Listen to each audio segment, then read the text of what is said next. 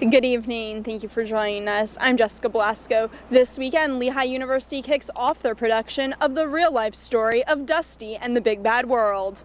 This play is based on an actual incident from 2005 that involved the newly appointed Margaret Spellings, newly appointed Secretary of Education Margaret Spellings, and Pat Mitchell, who was the then CEO of PBS. The controversy was over the airing of a children's show called Postcards from Buster. And the particular episode that was in question was Buster was a traveling bunny. Buster went out and learned about new people, different cultures, unusual things, and he went to Vermont to a farm to learn about sugar mapling season in an episode called Sugar Time. And the farm was owned by a lesbian couple and their 3 children. And the not even sworn in yet Margaret Spellings put the thumb screws to that particular episode, and PBS pulled it. So that's the center of this play. What you can expect when you come to see this production is a comedy with serious subject matter. I think it's for everyone. I think it's up to a parent as to whether they would want to bring their children. I think the play asks us some important questions about the role of public television in educating our children. I think that it looks carefully at good people trying to do the right thing, but often making bad decisions. Now here's a sneak peek at a scene from Dusty and the Big Bad World. Here's my million-dollar question for you, Karen. Do you think public television reflects the public it serves? Well, sure. I beg to differ. I think for the last however many years, public television has served a very specific sector. And what sector would that be? Urban liberals, Karen. Right. I think we need to make public television more public, don't you? I'm not quite sure what that means. It means that if indeed public television is public, it should reflect a wider demographic. If it doesn't, then isn't it just private television? I forgot to back up the hard drive. Silly me. Please, Karen, I value your opinion. I guess if urban liberals support public television, then they should be able to program whatever the heck they want. I mean, they're the ones forking it over during those endless fund drives. True. Only thing is, they don't wholly fund it.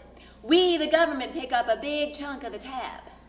It seems like society has worse ills than PBS. I mean, did Masterpiece Theater ever scar someone for life? I'm not talking about Masterpiece Theater. I guess I'm not clear what you're talking about. Here's a juicy tidbit. A huge source of revenue for PBS is the profits they make off of merchandise associated with their children's programming. Silly me, that's where the Special Council on Children and Child Welfare comes in. With bells ringing. But I mean, just playing devil's advocate, or rather, whatever. PBS programs good television for kids, if such a thing exists. I think television can be instructive and informative and an excellent tool in early childhood development. I mean, no one's gonna complain about Sesame Street. I have a bone or two to pick with that show. It caters exclusively to an urban demographic. But there are lots of kids in cities. Of course there are. But there are also children who live in suburbs and exurbs and in the middle of fields and trees. And that particular show does not take those children and their specific belief systems into account. But I love Sesame Street. Kermit saved my life. And how did he do that? Oh, I had this thing about him when I was a kid. I only wore green socks all through the 2nd grade, which was a particularly rough time for me. Messy divorce, custody battle, whatever. So if anyone teased me, I looked down at my socks and whispered to myself, "It's not easy being green." So much more than you need to know. You've proven my point. I didn't mean to. I mean, what point? that what children watch on television when they are young is highly influential. Now, don't you worry, Karen.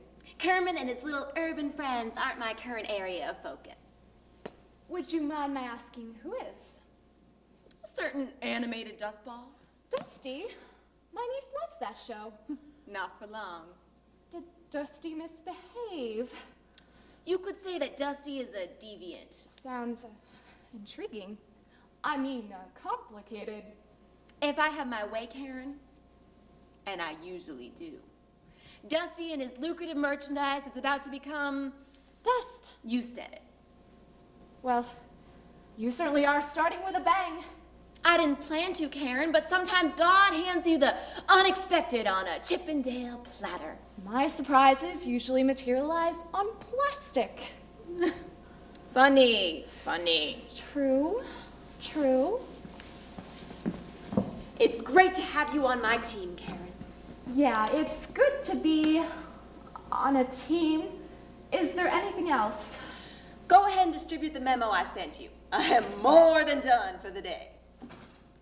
Dusty and the Big Bad World runs September 30th through October 7th. For ticket information, visit ZollnerArtCenter.org. For SEC TV, I'm Jessica Belasco.